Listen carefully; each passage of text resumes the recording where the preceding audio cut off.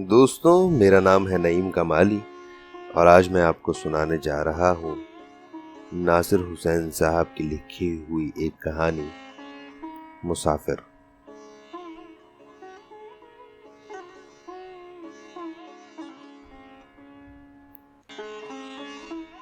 وہ سڑک پہ تنہا کھڑی تھی۔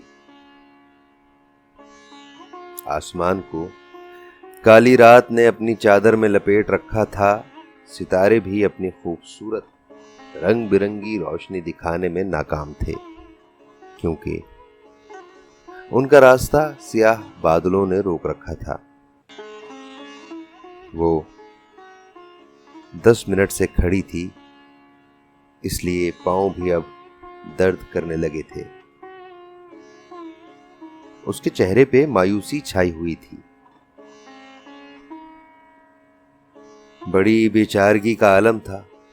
وہ پر امید نگاہوں سے سڑک کو دیکھ رہی تھی۔ ماتھے پر آیا پسینہ اس نے اپنی چادر سے پونچھا، جو اس نے اپنے پورے جسم پہ لپیٹ رکھی تھی۔ پسینہ گرمی کی وجہ سے نہیں آ رہا تھا۔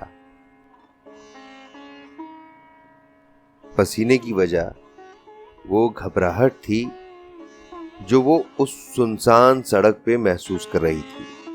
وہ ٹی وی پہ اغوا اور زبردستی کے کئی واقعات روزانہ سنتی تھی، اور آج خود کو وہ اسی گرداب میں دھسا ہوا محسوس کرنے لگی تھی۔ شام 6 بجے وہ گھر سے نکلی تھی اسما کے گھر فنکشن اٹینڈ کرنے کے لیے، اور اس وقت رات کے 8 بج رہے تھے۔ وقت ویسے زیادہ نہیں ہوا تھا، لیکن ایک ایسی لڑکی جو زندگی میں کبھی تنہا رات کو گھر سے باہر نہ نکلی ہو، اس کے لیے یہ 2 گھنٹے 2 صدیوں کے مترادف تھے۔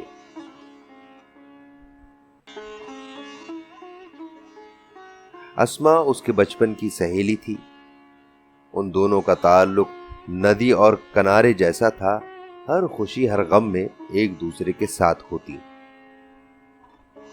آج اسما کی سالگرہ تھی، اور اسی خوشی میں اس نے گھر میں ایک خوبصورت فنکشن ارینج کیا۔ ظاہر ہے اسے تو آنا ہی تھا۔ وہ تو بچپن کی سہیلی اور سب سے اچھی دوست ہونے کا دعویٰ کرتی تھی۔ ایسا نہیں تھا کہ اس نے بالکل منع نہیں کیا۔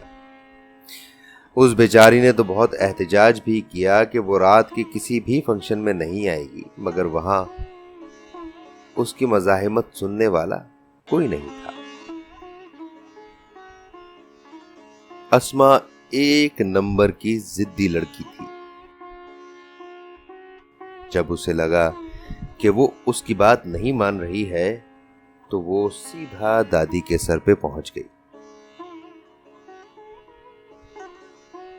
اسما چونکہ اس کی بہترین سہیلی تھی اور ان کے ایک دوسرے کے گھر بہت آنا جانا تھا، اس لیے وہ دادی سے کافی بے تکلف ہو چکی تھی۔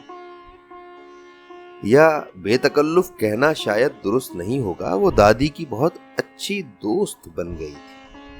اب دادی اس کی بات تو ٹال نہیں سکتی تھی۔ دادی تو ویسے بھی اکثر اس کے پیچھے پڑی رہتی تھی کہ اسے اپنی عمر کے لوگوں کے ساتھ انجوائے کرنا نہیں آتا۔ پرانے خیالات ہیں۔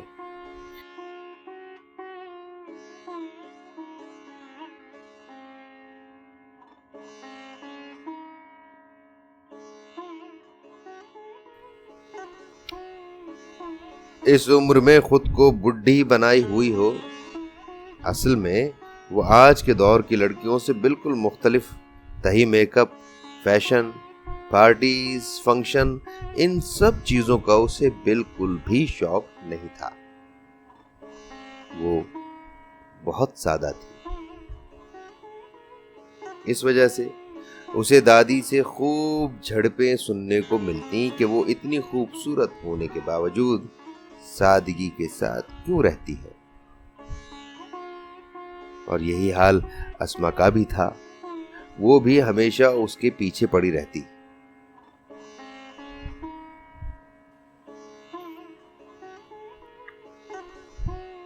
آج چونکہ دادی جی نے بذات خود حکم صادر کیا تھا تو اسے مجبوراً فنکشن میں آنا ہی پڑا۔ دادی اس کی کل کائنات تھی۔ والدین اس کے بچپن میں ہی ایک حادثے میں گزر گئے تو ان سب کی کمی دادی ہی پوری کرتی۔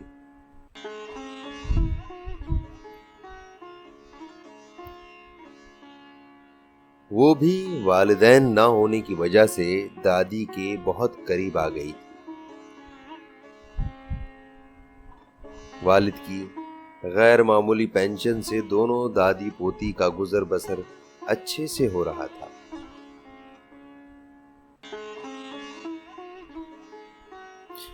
وہ فنکشن میں آ گئی۔ اب تقریباً فنکشن ختم ہی ہو چکا تھا، لیکن اسما اسے روکتی رہی اور وہ جانے کی رٹ لگائے ہوئے تھی۔ اسما کی ساری منتوں کو نظر انداز کر گئی اور گھر جانے کے لیے گھر سے باہر نکل آئی۔ باہر تو آ گئی لیکن اسے کوئی ٹیکسی، کوئی رکشہ نظر نہیں آ رہا تھا۔ یہ کوئی دن تو تھا نہیں جو رکشوں کی لائن لگی ہوئی تھی۔ اس اندھیری رات میں کوئی فرشتہ ہی اس کی مدد کو آ سکتا تھا۔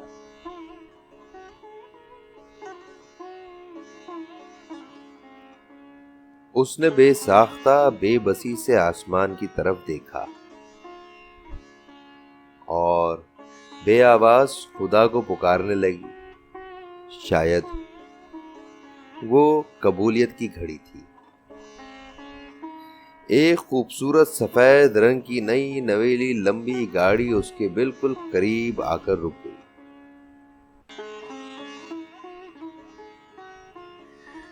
ڈرائیونگ کرتا وہ ہینڈسم شخص ونڈو سے باہر جھانک کر اسے مخاطب کرنے لگا۔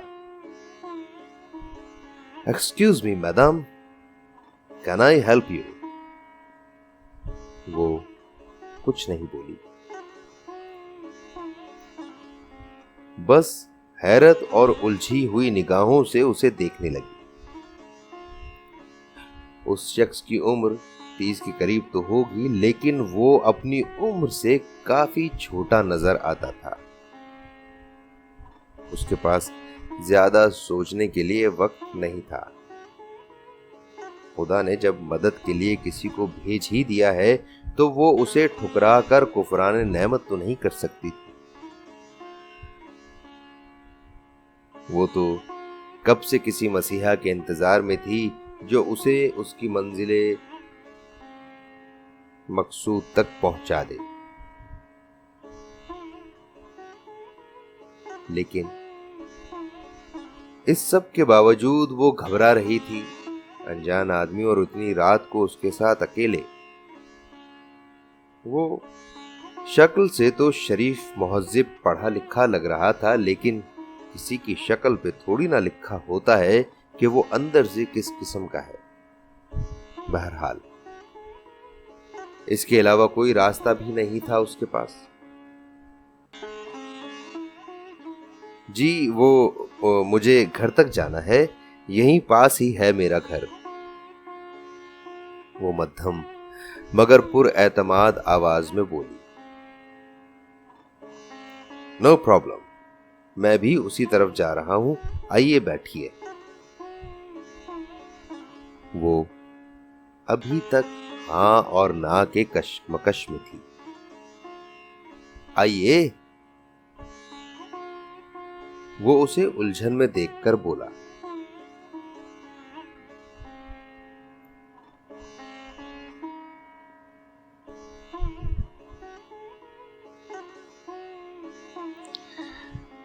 وہ بسم اللہ پڑھ کر گاڑی میں بیٹھ گئی۔ اندر آ کر اسے احساس ہوا باہر کتنی گرمی تھی۔ اس کے بیٹھنے کے بعد اس خوش شکل آدمی نے گاڑی سٹارٹ کر دی۔ اس کی ساری تھکان دور ہو چکی تھی۔ وہ پرس گود میں رکھ کر اپنے ناخنوں کے ساتھ کھیلنے لگی۔ کار والے نے اس سے کوئی بات نہیں کی۔ ہائی وے پہ پہنچنے کے بعد کار کی رفتار میں مزید اضافہ ہو گیا۔ اس نے اس شخص کا شکریہ بھی ادا نہیں کیا، وہ پورے انہماک کے ساتھ گاڑی چلا رہا تھا۔ دل میں جو ایک ڈر تھا وہ بدستور برقرار تھا۔ کیا نام ہے آپ کا؟ اس شخص نے 5 منٹ کے وقفے کے بعد پہلا سوال پوچھا۔ وہ چونک گئی۔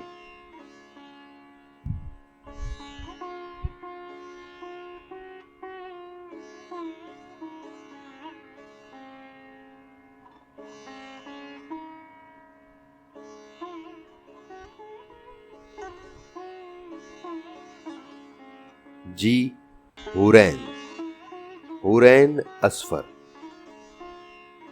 وہ نگاہیں گود پہ جمائے بولی، نائس نیم اینڈ مائی نیم از وقاص چودھری۔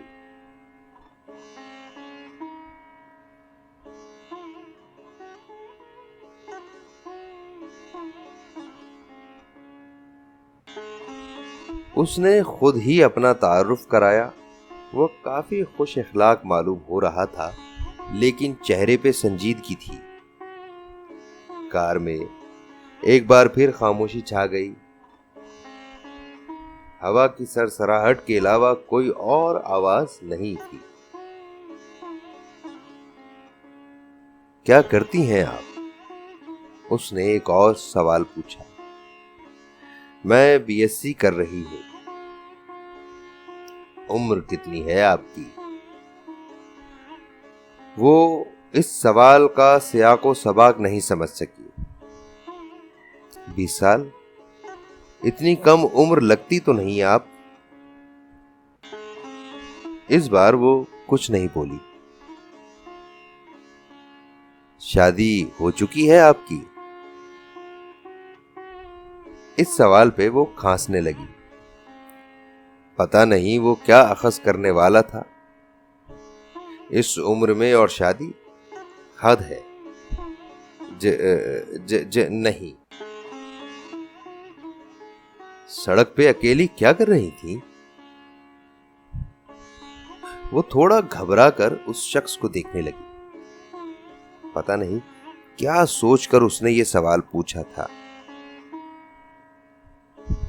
جی وہ میں اپنی سہیلی کی سالگرہ پر آئی تھی اور واپسی کے لیے کوئی سواری نہیں مل رہی تھی۔ وہ گھبراتے ہوئے بولی۔ اتنی رات کو اکیلے ڈر نہیں لگ رہا تھا آپ کو؟ وہ بیک ویو مرر سے دیکھتے ہوئے بولا، جی لگ رہا تھا، پھر بھی اکیلے آ گئی؟ مجبوری تھی، آنا ہی پڑا۔ اور اگر اس وقت اکیلی سنسان سڑک پر کوئی جن بھوت آ جاتا تو؟ میں جن بھوتوں پہ یقین نہیں کرتی۔ ٹی وی دیکھتی ہیں آپ؟ وہ پھر ایک بار اس کا سوال نہیں سمجھ سکی۔ اس کو ریڑھ کی ہڈی میں سنسناہٹ محسوس ہوئی۔ اسے اس شخص کے عجیب و غریب سوال پہ حیرت ہوئی۔ جی، اس جی میں سوال زیادہ اور جواب کم تھا۔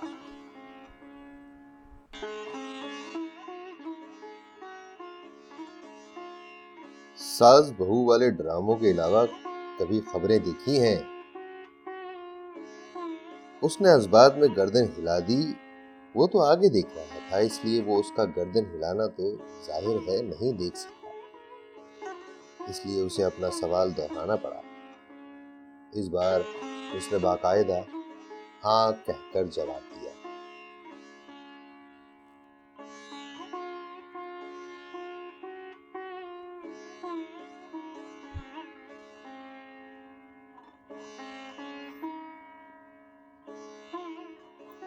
खबरों में अगवा के भी कई केसेस आते हैं ना, सुने कभी? जी। वो थूक निगल कर बोली और बड़े गौर से उस शख्स को देखने लगी।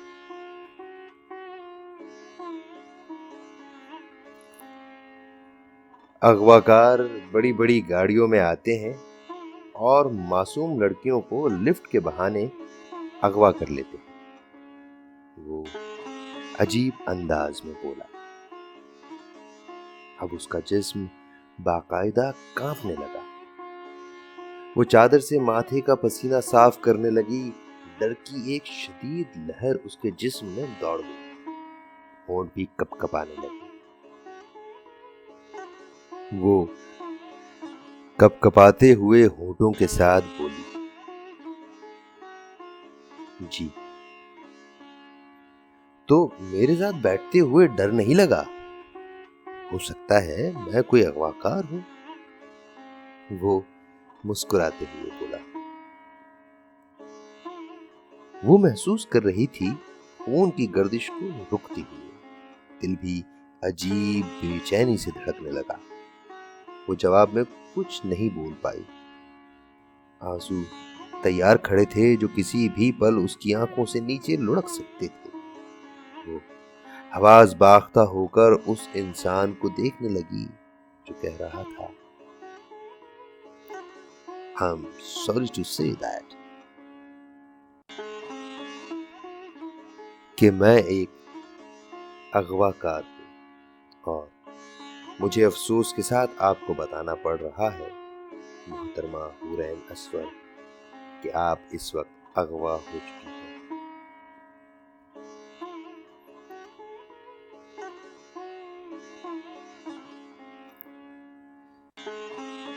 अपनी बात मुकम्मल करके वो शख्स शैतानी अंदाज में हंसा और उसे लगा जैसे अचानक गाड़ी खाई में गिर गई हो।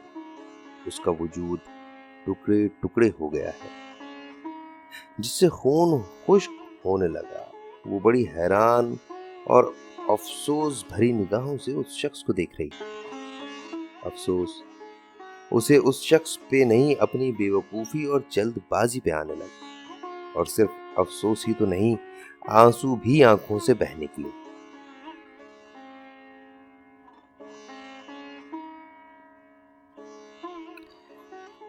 गाड़ी रोकें, प्लीज गाड़ी रोकें।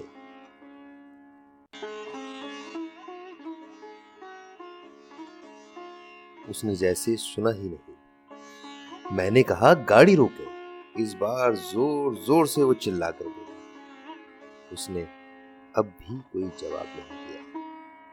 प्लीज गाड़ी रोकें, वो भराई हुई आवाज में बोली। सारा एतमाद उड़ चुका था। ये गाड़ी तो अपनी मंजिल पर ही जाके रुकेगी, वो मकरूह अंदाज में बोला। आप ऐसा कैसे कर सकते हैं? प्लीज गाड़ी रोकें। अब वो बाकायदा चीख चीख कर रो रही थी।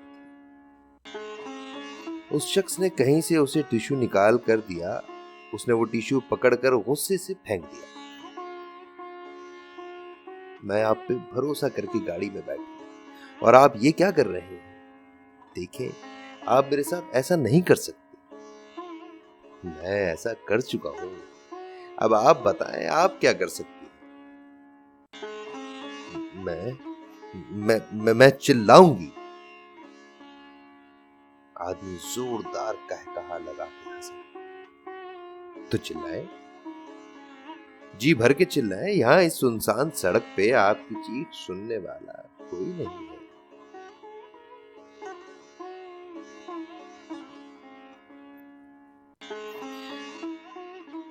देखें देखें, प्लीज मुझे जाने दें। मेरी दादी मेरा इंतजार कर रही है। वो बेबसी से उसके सामने हाथ जोड़ने लगी, लेकिन उस जालिम पे किसी बात का असर ही नहीं हो रहा था। पता नहीं वो उसे कहां ले जा रहा था, क्या करने वाला था उसके साथ। वो किसी चिड़िया की मानिंद کانپنے لگی، دل کی دھک دھک اسے باہر سے بھی سنائی دینے لگی تھی۔ I'm sorry، آپ ایسے نہیں جا سکتی، یہ ٹیشو لے۔ وہ اسے ایک اور ٹیشو نکال کر دینے لگا۔ اس نے وہ ٹیشو نہیں پکڑا اور سر سیٹ کی پشت پر ٹیک کر بے آواز رونے لگی۔ اسے اس وقت جتنی صورتیں، جتنی آیات یاد تھیں وہ پڑھنے لگی۔ اس کی زندگی، اس کی آبرو خطرے میں تھی۔ خود کو خطرے میں کون دیکھ سکتا ہے، چاہے وہ انسان ہو یا حیوان۔ اسے رہ رہ کر اپنے آپ پہ غصہ آ رہا تھا۔ کیوں وہ کسی اجنبی کی کار میں بیٹھی؟ کیوں وہ اتنی جلدی لوگوں پہ بھروسہ کرتی ہے؟ کیوں اسے انسانوں کو سمجھنا نہیں آتا؟ کیوں وہ اس قدر معصوم ہے؟ اسے اسما کی ایک بات یاد آئی جو وہ ہمیشہ اس سے کہا کرتی تھی، تم تو اتنی بے وقوف اور سادہ ہو، ایک دن کوئی تیری اس سادگی کا ضرور فائدہ اٹھائے گا، تب پتہ چلے گا تمہیں۔ اس وقت وہ رونے دھونے کے علاوہ کچھ بھی نہیں کر سکتی تھی۔ اس شخص کا مقابلہ اس کے بس کی بات نہیں تھی۔ وہ ایک لڑکی تھی اور وہ ایک توانا مرد۔ وہ کسی بھی طرح اس پہ حاوی تھا۔ وہ اس سے کبھی نہیں جیت سکتی۔ وہ اس کے آنسو اور رونے دھونے سے بے نیاز گاڑی چلانے میں مصروف تھا۔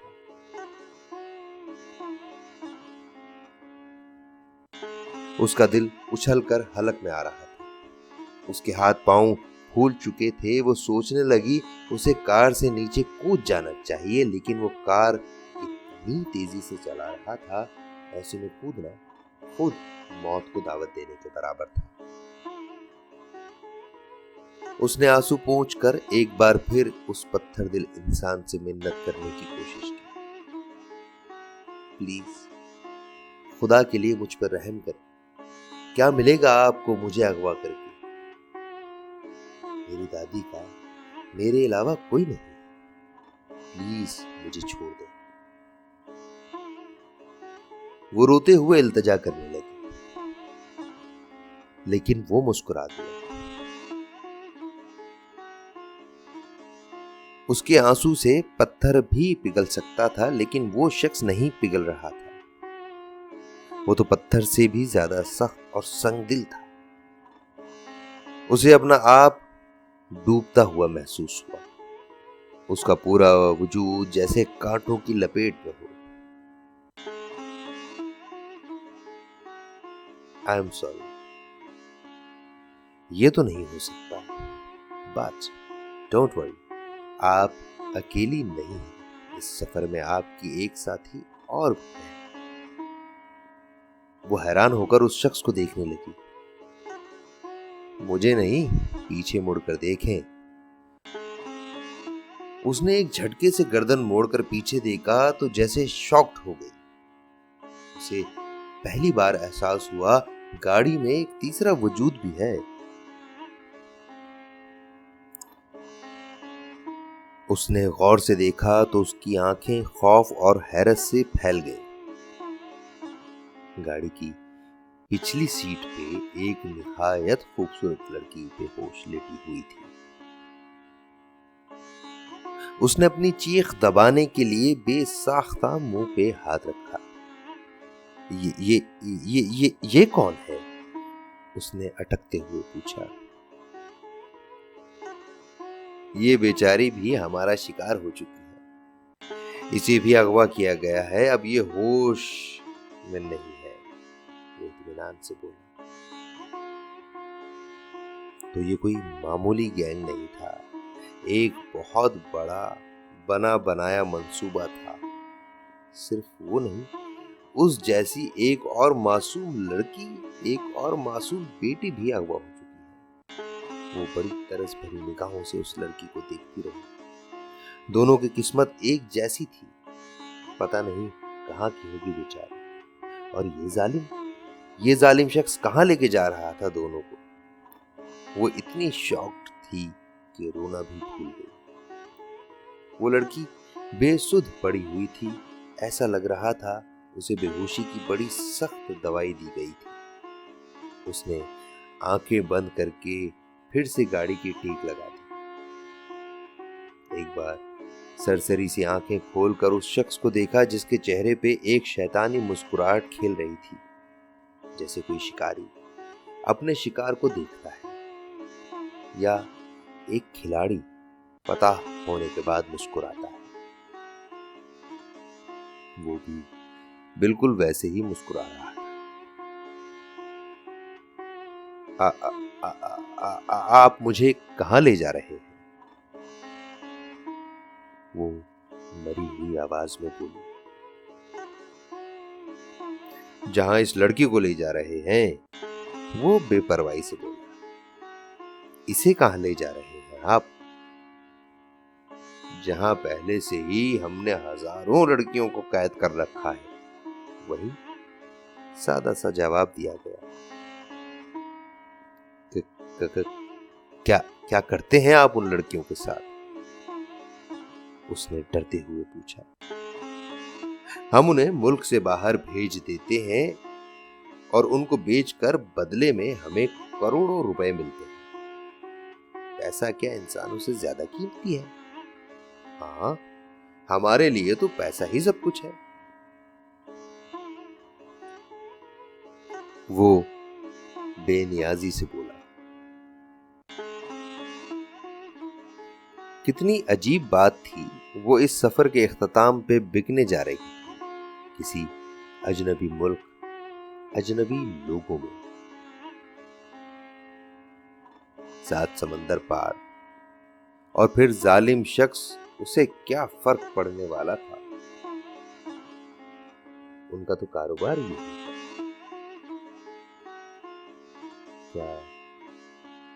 کیا آپ مجھے بھی بیچ دیں گے؟ اس نے ایک مبہم سی امید سے پوچھا۔ اس شخص نے مڑ کر اسے بڑے غور سے دیکھا۔ ظاہر ہے، اس نے جواب دیا۔ اور اس کا دل کانپنے لگا۔ کبھی سوچا نہیں تھا زندگی میں ایک ایسا موڑ آئے گا، اور کبھی نہیں سوچا تھا آج کی رات اس شہر میں، اس ملک میں اس کی آخری رات ہے۔ آنسو کا سیلاب پھر سے جاری ہو گیا۔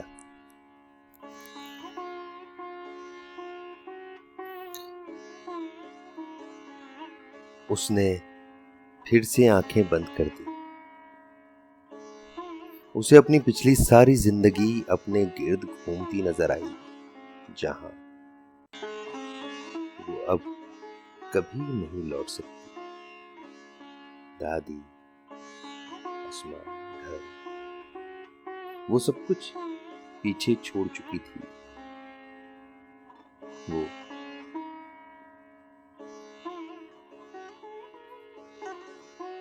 سب کچھ پیچھے چھوڑ چکی تھی۔ اسے پہلی بار اپنی بے وقوفانہ طبیعت پہ جی بھر کے پچھتاوا ہونے لگا۔ کاش وہ دادی اور اسما کی بات مان کر تھوڑا ہوشیار اور چالاک بنتی تو یہ سب نہیں ہوتا۔ لیکن اب کیا ہو سکتا تھا؟ اسے زندگی میں احساس ہوا بھی تو کب؟ زندگی کے ان آخری لمحوں میں۔ یا اللہ، پلیز اس ظالم شخص کے دل میں تھوڑی رحم ڈال دے اور مجھ پر رحم کرے۔ اے رب، اس پہ تھوڑا سا رحم ڈال دے پلیز۔ اس نے دل ہی دل میں خدا کو پکارا۔ آپ کا گھر یہاں سے کتنی دور ہے؟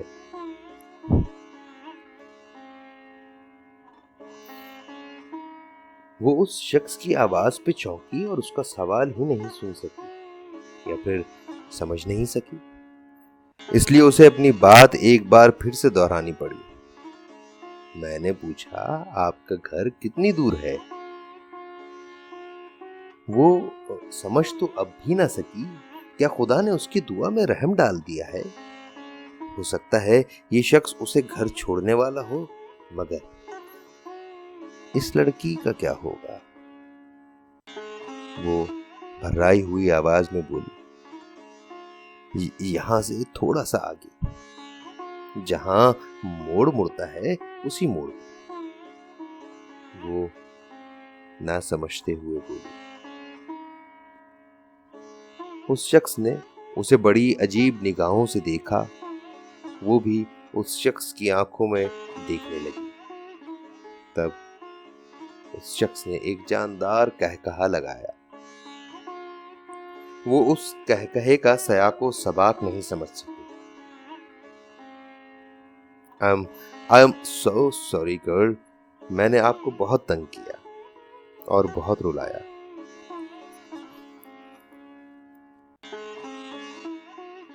دراصل میرا نظریہ یہی ہوتا ہے کہ آپ لڑکیاں دنیا کی سب سے بیوقوف مخلوق ہیں جنہیں آسانی سے بیوقوف بنایا جا سکتا ہے، اور آپ نے یہ ثابت کر دیا۔ مجھے لڑکیوں کے ساتھ مذاق کرنا، انہیں تنگ کرنے میں بہت مزہ آتا ہے، اور وہی میں نے آپ کے ساتھ کیا۔ اگر میں یہ نہیں کرتا تو میرا سفر بور گزرتا۔ وہ یک ٹک اسے دیکھے جا رہی تھی۔ کیسا عجیب انکشاف کر رہا تھا وہ، اور آپ تو بڑی آسانی سے میرا شکار بن گئی۔ آپ تو جب کار میں بیٹھی تبھی سے مجھے بیوقوف لگی۔ میں آپ کو جان چکا تھا، اس لیے آپ کو تنگ کرنے کے لیے میرے ذہن میں ایک ڈرامہ تیار ہوا۔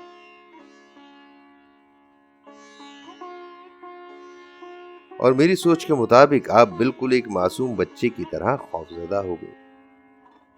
مجھے نہیں معلوم تھا آپ اتنی ڈرپوک ہوگی۔ دراصل میں ایک بینک مینیجر ہوں، اور یہ پیچھے لیٹی ہوئی ہے، یہ میری مسز ہے، ساریہ وقاص۔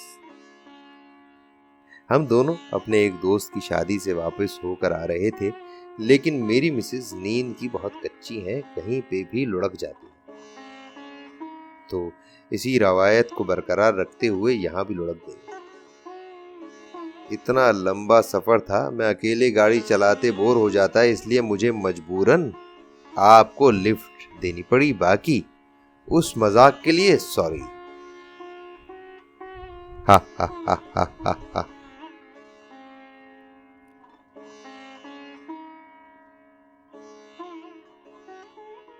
وہ شاکڈ ہو کر اس شخص کو دیکھنے لگی۔ اسے اس انسان پہ سخت غصہ آیا۔ اس کی جان نکل گئی تھی، اور وہ شخص صرف مذاق کے لیے اپنی بوریت دور کرنے کے لیے اس کا کتنا غلط استعمال کر چکا تھا۔ اس نے نفرت بھری نگاہ سے اس شخص کو دیکھا، اور پیچھے لیٹی ہوئی اس لڑکی کو جو بڑے مزے سے خراٹے لے رہی تھی۔ اس نے اچانک خود کو کھائے میں گرنے سے بچاتے ہوئے محسوس کیا، آپ نے تو واقعی میری جان نکال کر رکھ دی مسٹر وقاص۔ آپ کو یہ عجیب و غریب عادت کب سے پڑ گئی؟ بظاہر وہ سادگی سے مگر دل ہی دل میں جل کر بولی۔ بس کیا بتاؤں، یہ عادت تو بہت پرانی ہے، اب تو سینکڑوں لڑکیوں کو ایسے بیوقوف بنا چکا ہوں، اور آپ ان میں سے ایک ہیں۔ وہ جیسے اپنا کوئی کارنامہ سنا رہا ہو جسے سن کر مقابل متاثر ہو، مگر وہ ذرا بھی متاثر نہیں ہوئی۔ الٹا اسے اس انسان پہ حد سے زیادہ نفرت محسوس ہونے لگی جو لڑکیوں کے بارے میں یہ سوچ رکھتا تھا۔ اس نے ناگواری سے اسے دیکھا، پھر 40 سیکنڈ گاڑی میں خاموشی رہی۔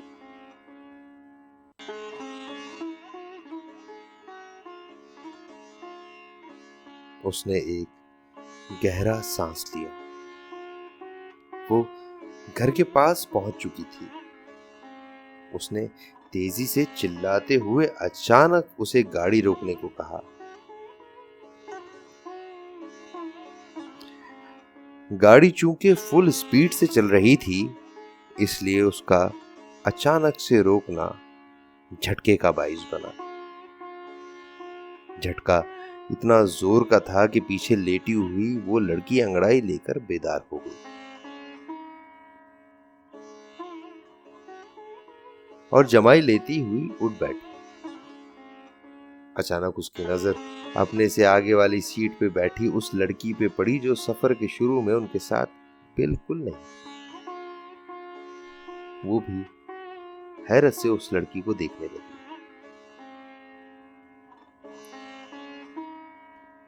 Who is she, Waqas dear? اس نے اس شخص کو دیکھا جو کوئی جواب دینے کے لیے منہ کھولنے ہی والا تھا کہ اچانک سیکنڈ کے 1000ویں حصے میں اس کے شیطانی دماغ نے کام کر کے اس کا موقع پر ساتھ دیا اور ایک پراسرار سی مسکراہٹ اس کے ہونٹوں پہ آ گئی۔ یہ موٹی عورت کون ہے وکی جانو؟ اس نے عجیب سی مسکراہٹ کے ساتھ اس شخص کی طرف دیکھا جو اس کے اس رویے سے بالکل شاکڈ تھا۔ وہ شخص حیرت سے اسے دیکھنے لگا، جبکہ اس کی بیوی جو اب پوری طرح بیدار ہو چکی تھی خود کو موٹی کہے جانے پہ بہت غصے میں تھی اور حیران بھی تھی۔ اے لڑکی، کون ہو تم اور وقاص کو جانو کیوں کہہ رہی ہو؟ اس کی بیوی نے سوال کیا۔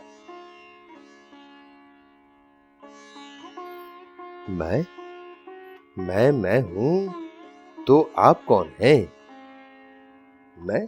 میں اس کی بیوی ہوں، اب تم بتاؤ تم کون ہو؟